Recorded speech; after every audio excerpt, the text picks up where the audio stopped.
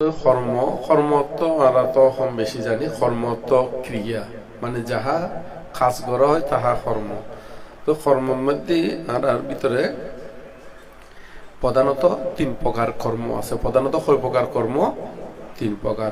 ওগুলোতে শুক্ল কর্ম, আর ওগুলোতে কৃষ্ণ কর্ম, আর ওগুলোতে আনন্দা কর্ম।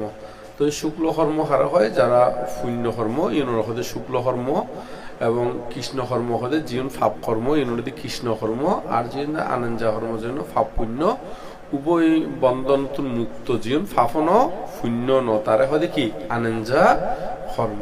তো এর ভিতরে এই কর্ম ইউন আবার 3 সাইড দিনে কি ওই সংগঠিত হয়। 3 সাইড বলতে কি কি সাইড? জীবন দিনে মানে খাসুন করা হয়। খাসুন হলো যে মানসিক আর বাচনিক, আর কারণে কি কায়িক। 3 দ্বারে খাসুন করা হয়। কয় দ্বারে করা হয়? 3 দ্বারে। কি কি? কায়িক, বাচনিক, আর গুলো কি মানসিক। এই 3 ধারে খাসুন করা হয়।